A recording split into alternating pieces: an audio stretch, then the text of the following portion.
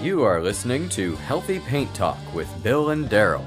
Healthy Paint Talk is brought to you exclusively by HealthyPainting.com and ExpectationRestoration.com. Each episode invites you into the slightly unorthodox world of Bill Daly and Darryl Whalen, two experts in the world of healthy and environmentally conscious painting, coating, and finishing. Join us each week for our experiential conversations, educational information, and answers to your questions about products, practices, and methodologies that make a difference to us all. Find us on the web at healthyhomecast.com. And now, your co-hosts, Bill Daly and Darryl Whalen. Good evening and welcome to episode 2 of Healthy Paint Talk with Bill and Darryl.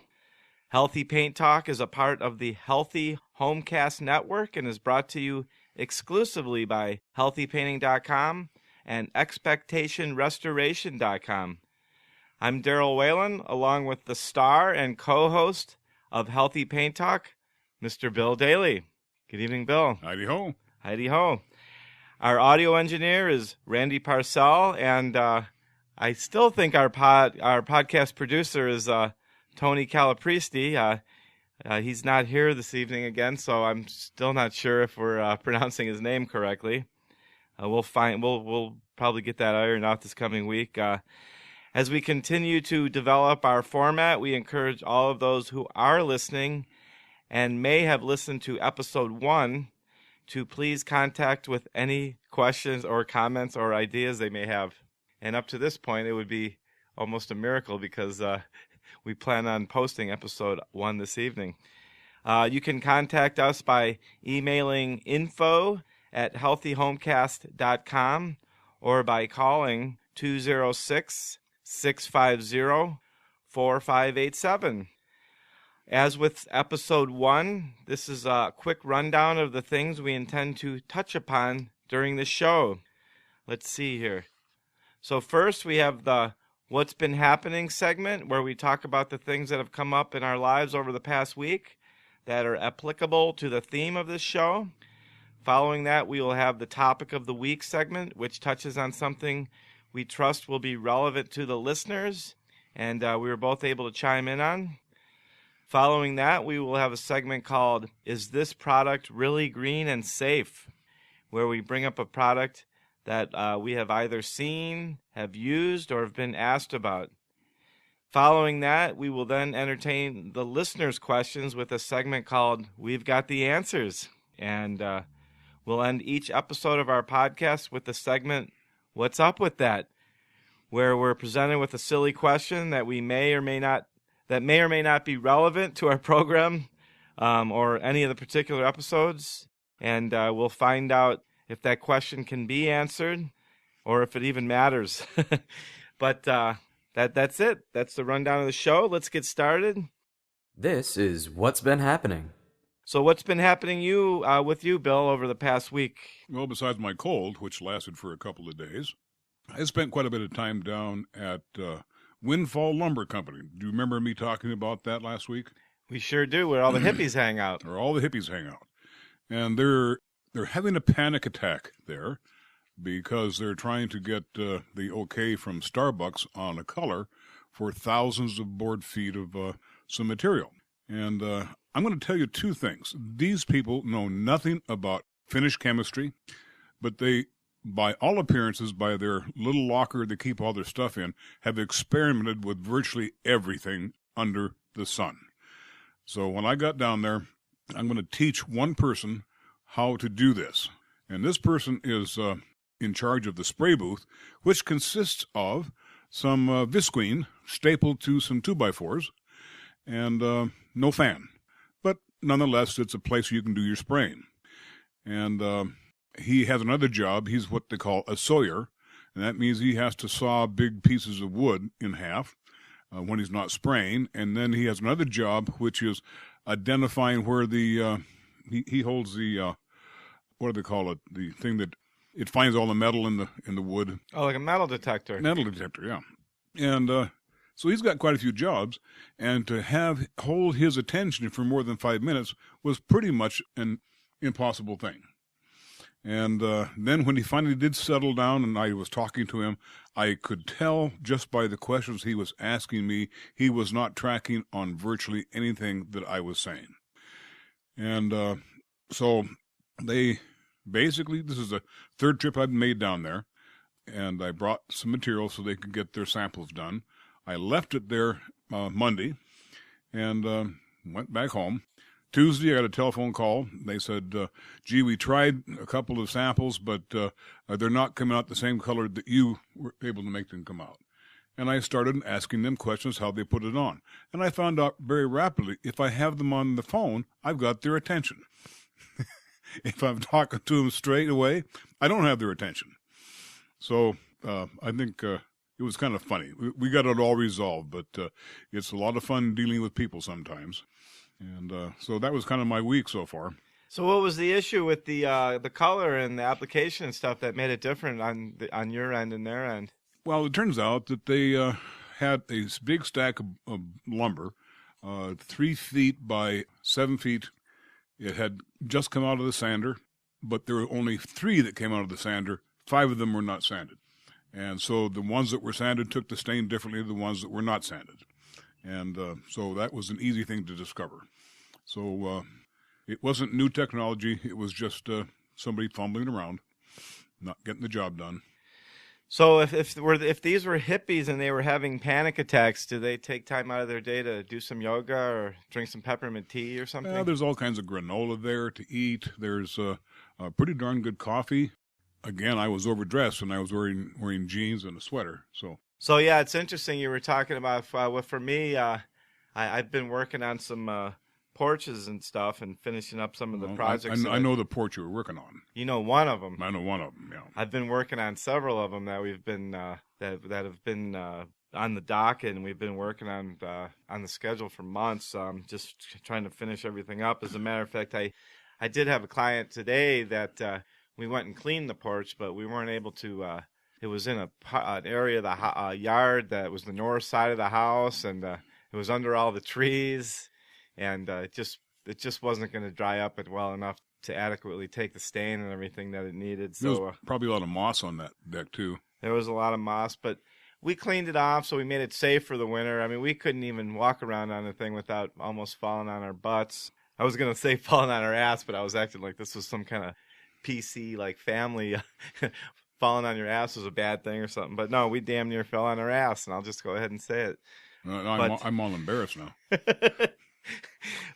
But yeah, so he was a little let down that we weren't able to get to it, but I assured him that... No, wait, do you mean ass like in small donkey, or do you mean... What exactly do you mean by ass? I mean like a small donkey. Okay. I almost compromised the integrity of my small donkey. But I assured the guy that the condition of the deck and everything was... well enough to make it through another winter. It was actually a lot more solid than some of the windows and everything that he had on the house that were rotting away. But with the house, the deck that you know about, the reason I had brought that up was, first talking about what I'm doing, but there was a deck in the front and a deck in the back, and there was like 2 different kinds of wood, and the floors and the posts of the front one were a lot smoother, and all the railings and spindles and the actual, those areas were much more porous. So the look on both of those areas and the way that they took the stain were completely different. Well, I'm going to drive by there tomorrow and see if what you say is true. So. Well, please do so. And there was another project that we were working on where we did all the fencing around the house and the gates and everything, and we put a stain on there. And it came out great. And we even did the garage. The garage came out great. But we did the front steps and the front porch floor.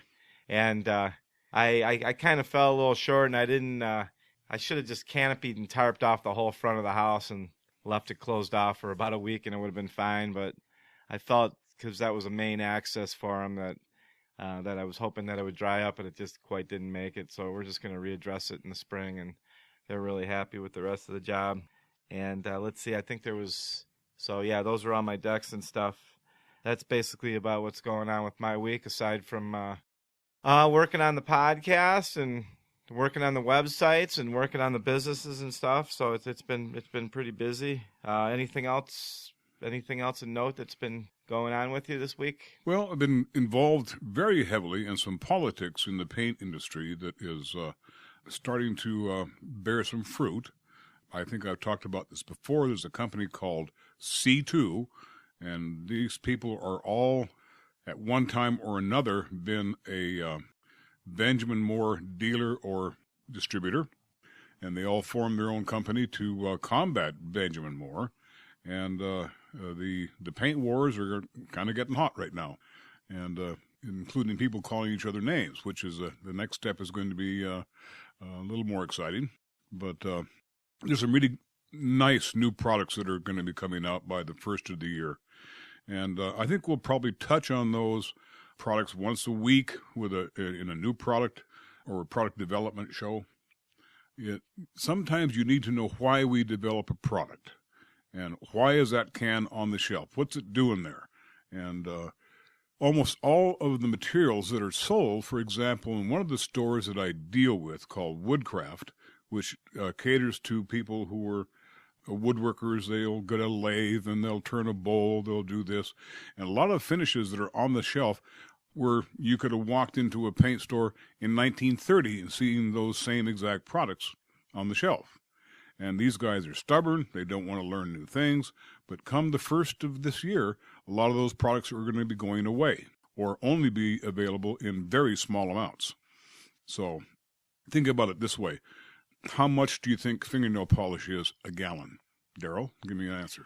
I have no idea. I know that a really small bottle of it is $3 or $4 or $5, isn't it? If you buy a designer line, it's about $6.50. Well, I use the generic fingernail polish. Well, that's why your fingers look the way they look, Darryl, by the way. And so you're getting about $600 a gallon. $600 a gallon. Yeah. And by the way, it doesn't cover in one coat. No.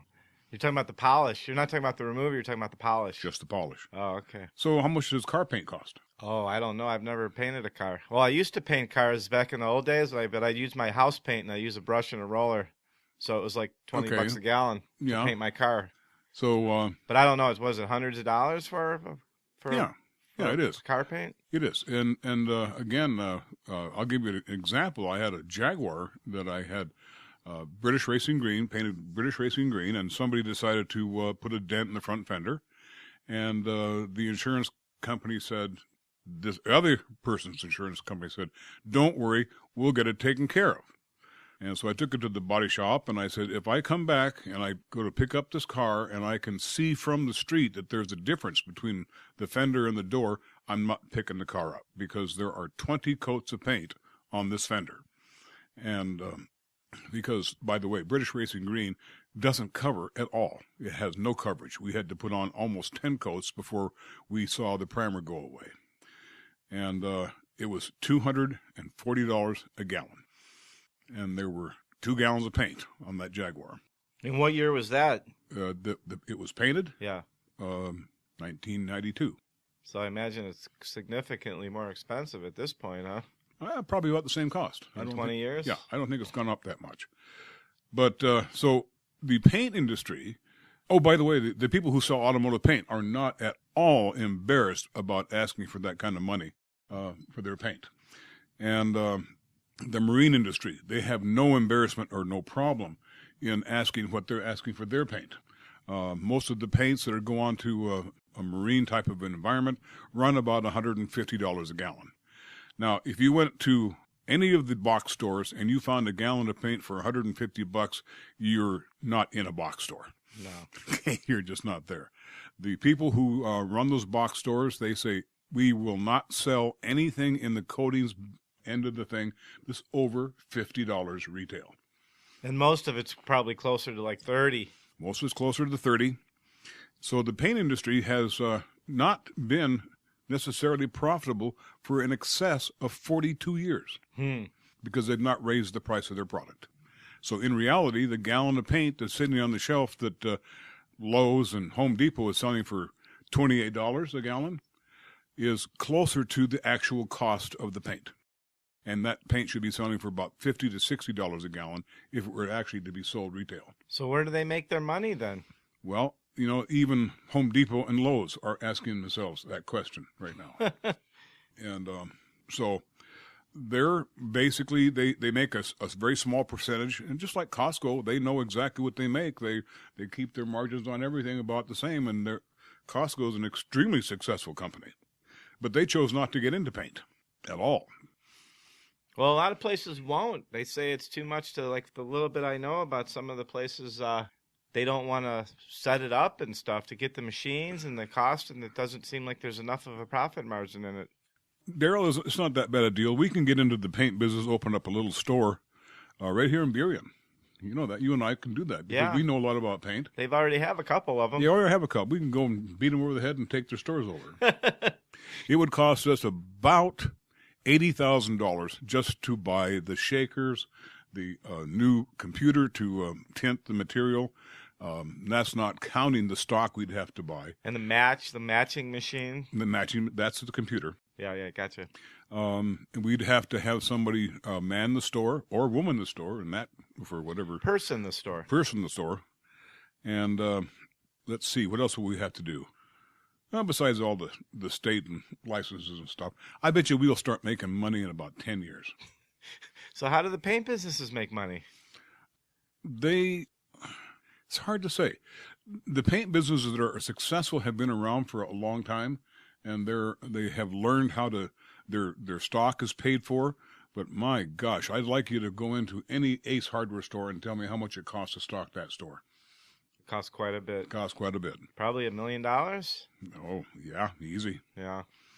So let's see. What about, I think we're probably doing a good job of veering around on the conversation, which is fine. We're talking about healthy paint and coatings and finishes. Well, I do want to say one thing about healthy painting. Okay. But let's talk about the healthy home. Okay. And let's talk about the garage. Okay. Let's talk about the garage. Let's talk about Daly. the paint that's left in the garage from 1942. Okay. Let's talk about healthy and responsible paint disposal. Correct. And spray cans. How many spray cans do you think are in the average garage? I don't know. How much wood can a woodchuck chuck if a woodchuck could chuck wood? Well, there was a TV series on that, and evidently it's quite a bit. So, I don't know how much spray paint is in the average garage. Probably quite a bit. Some of the garages that I've seen. About 30 cans. Yeah. Have you done the math? Yeah. And I have not done the math myself, but there are some other people, like in the insurance business and the actuary tables, that have done that. Makes a lot of sense.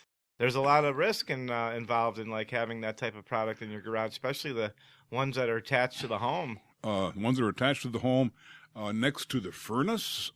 Let's see. Let's buy a gallon of paint. Let's paint Maisie Joe's bedroom, okay? And she wants to paint it pink, and she's 8 years old, and this is going to be a lot of fun.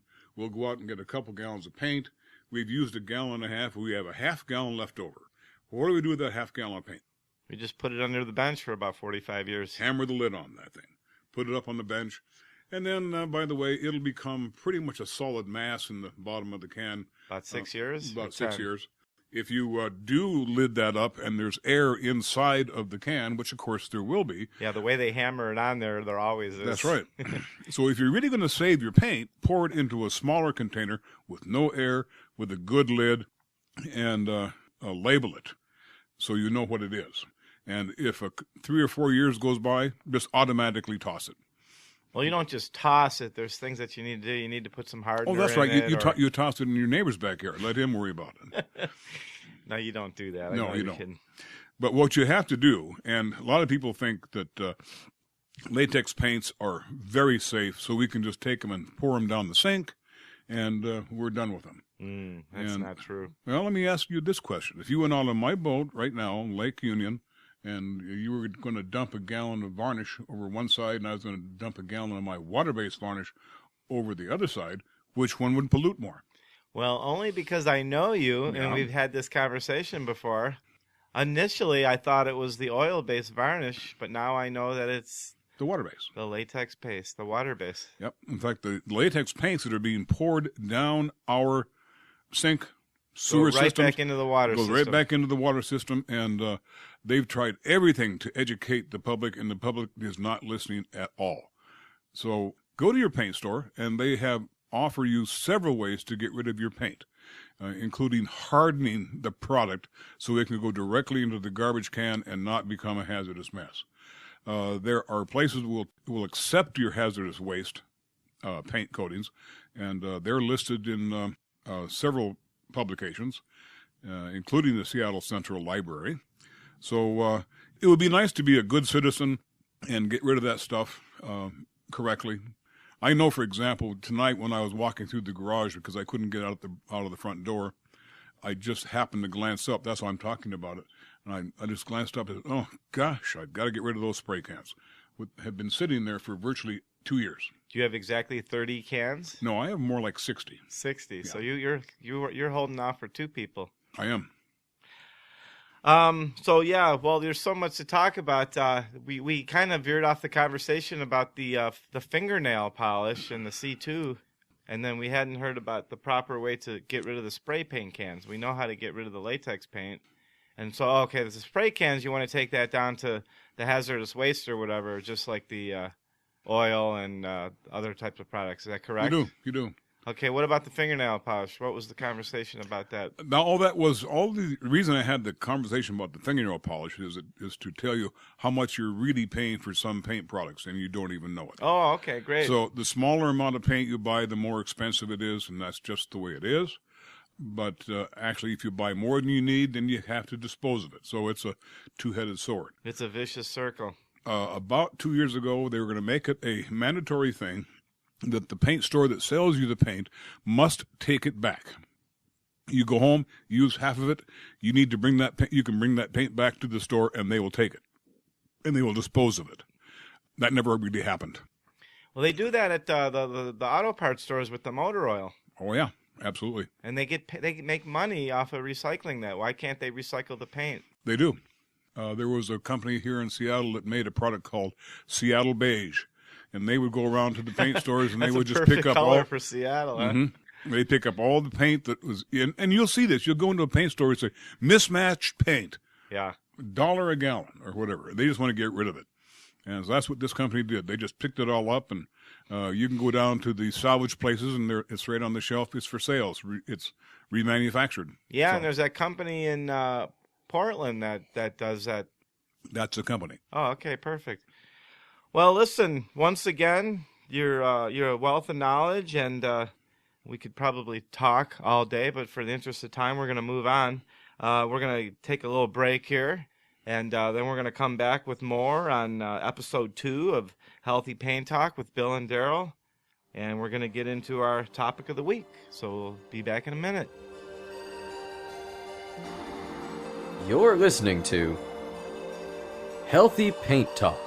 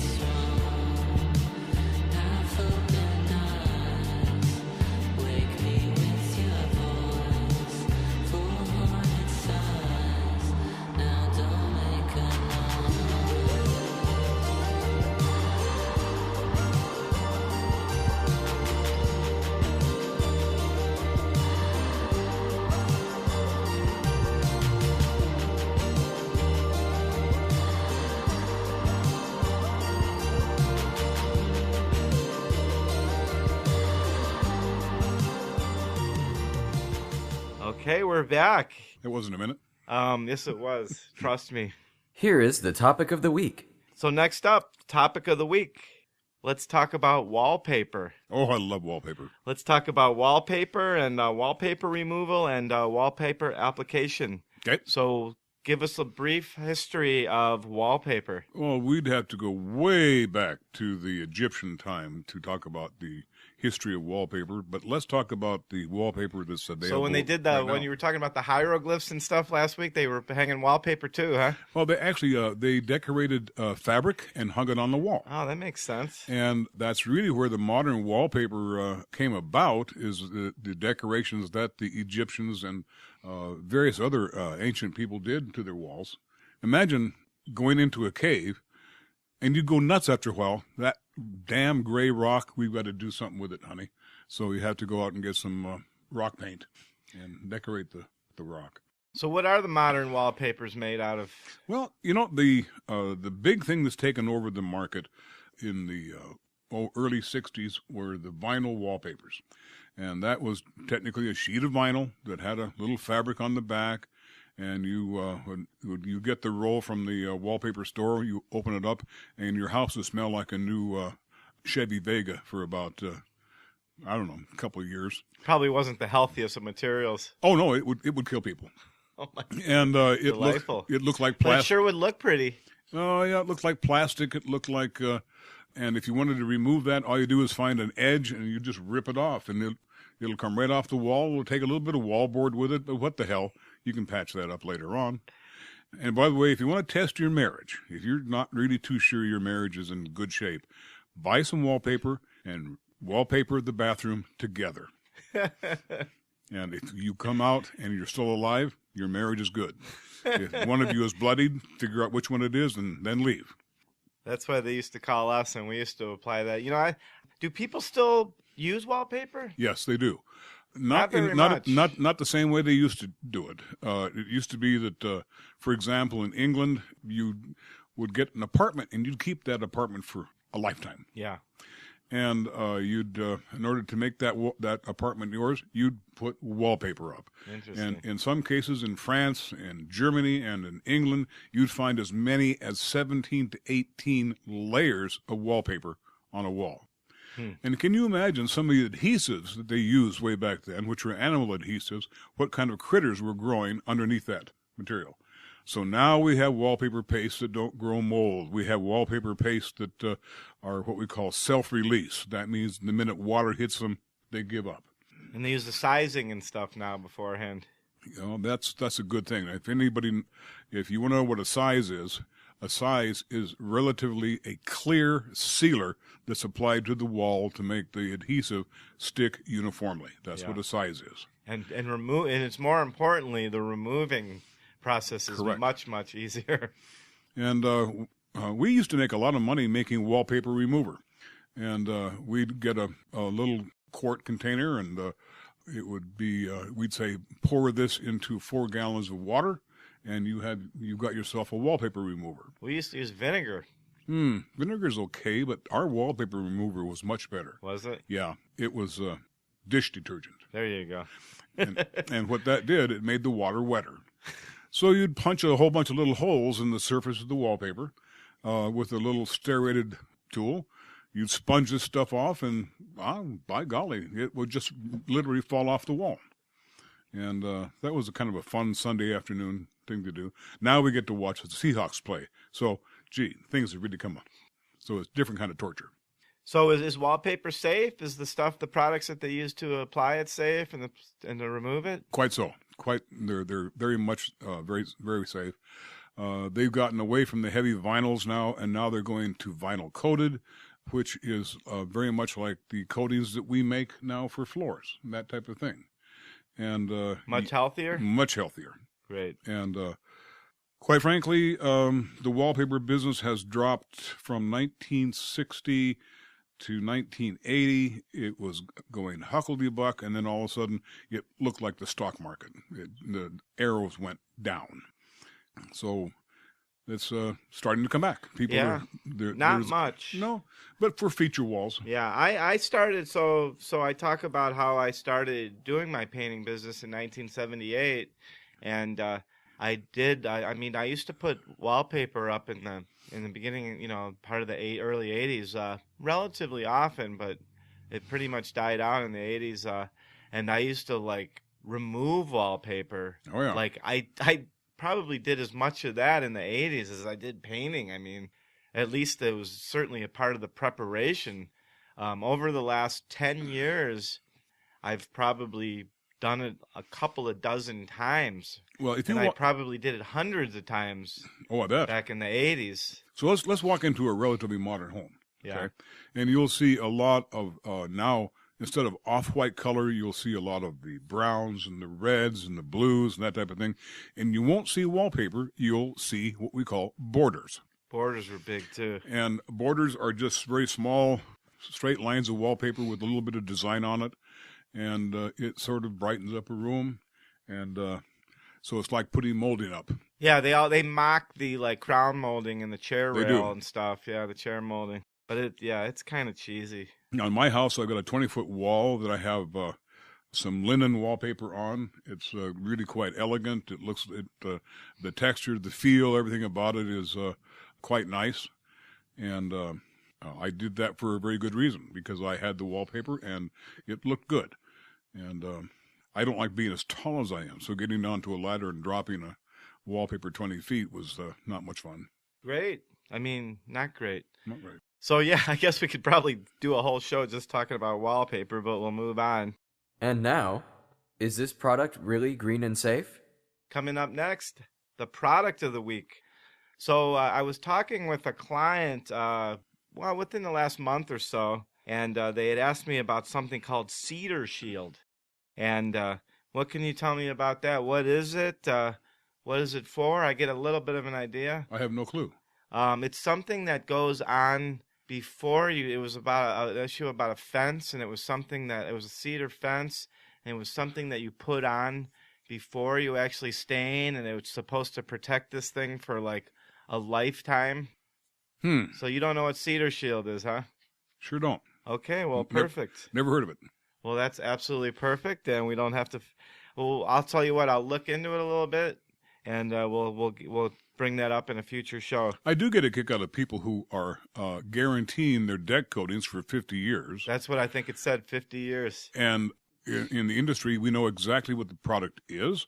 It's been around since the early 60s, and it has not really changed much. And they would no more think of guaranteeing it for 50 years when they originally sold the product than fly to the moon. What is it?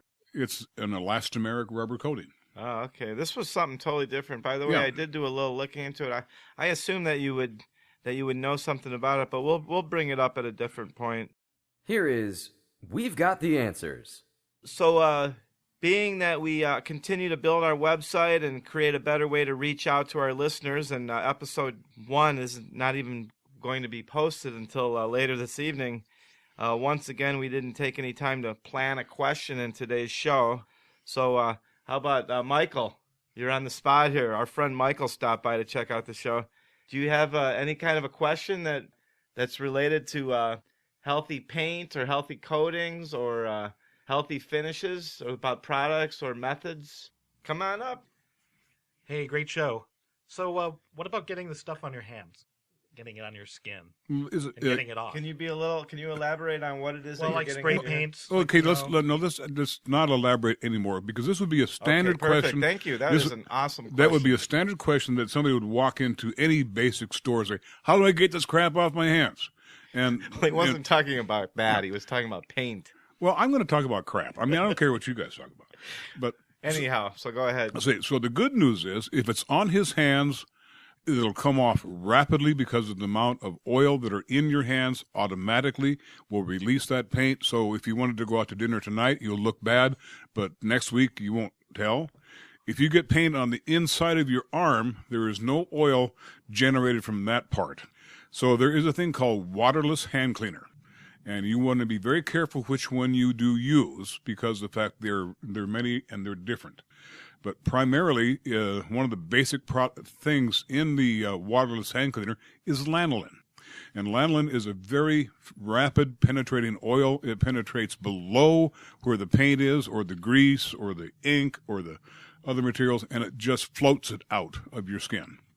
And it will take the paint also off the soft spot of your arm and other body parts that we don't want to mention right now that paint might get on. Yeah, and I know that the one of the biggest secrets is when you have the proper remover, like Bill was talking about, the sooner you do it, the better. Because there are some particular products, if you leave it on your hands for too long, even with some of the products, it can be a pain in the butt. Oh yeah, and you want to get cleaned up every night. But there's a good friend of mine that he does brake work. He makes brakes for cars. And that's got to be a healthy business. Well, it has gone through many iterations over the past 50 years. And the new iteration that he's going through is, of course, no asbestos. Mm. And when he touches anything, he has gloves on. He won't touch a car. He won't touch any piece of metal. He won't touch a tool without gloves on. And before, he would just merely get through during the day. He would dip his hands in lacquer thinner and rub them around until all the stuff came off. And then he'd go home. Surprised he doesn't have brain damage. I didn't say he didn't. Oh, okay. Fair enough. But he is Scandinavian, so we can't tell whether he has brain damage or not. Oh, come on. So, well, great question. What? No, we don't have no more time for any more questions. This guy, you can be one of the plants for the next episode. Why don't you email it in, and it'll be our first email question. And now, what's up with that? Next up, what's up with that? So it's up to you, Bill. What do you have for a what's up with that silly question of the week? Well, silly questions, they crop up every single day. Okay. If you really want to get a silly question, let's go down to my old store, Daly's, and get on the telephone. And the phone will ring, and we'll say, Daly's, how can I help you? Yeah, well, I'm trying to paint my wall in the bathroom, and when my daughter took a shower, it all washed off. What do I do about that? Those are the kind of questions you get. And sometimes they make no sense, but you have to keep a very, very serious voice and answer those questions. But then later on during the day, we'll get together and say, oh, my God, you should have heard what I heard. The questions that got asked today. Isn't it kind of creepy that the guy's painting his bathroom while his daughter's taking a shower? I guess it depends on how old the daughter is. Well, yeah, that's another show altogether, which I think we could do with great aplomb. Okay, enough of the silly question of the week. Got anything else before we wrap it up? There are two things I wanted to discuss tonight. Okay. And one of them was the stuff in the garage, which I think we got pretty well discussed. And that'll certainly come up again in the future. It will. And the other thing is, I want to finish that little episode. If you have a refrigerator that no longer works, put all of the stuff that's sitting on the shelves in that refrigerator. That will create a lockbox, so if there is a fire, that stuff won't catch on fire, nor will it spread anything. And so you can buy these safe boxes, but they're very expensive. And last I looked, refrigerators don't work are kind of free. Yeah, so, there's plenty of them around. Yep. There was a gal, this was several years back over on Green Lake. I was doing a project, and this woman had this like metal cabinet out like in her garage. It was the open port garage, and the whole thing was all rusted and everything, and it was like out in the weather, and she'd been there for like decades.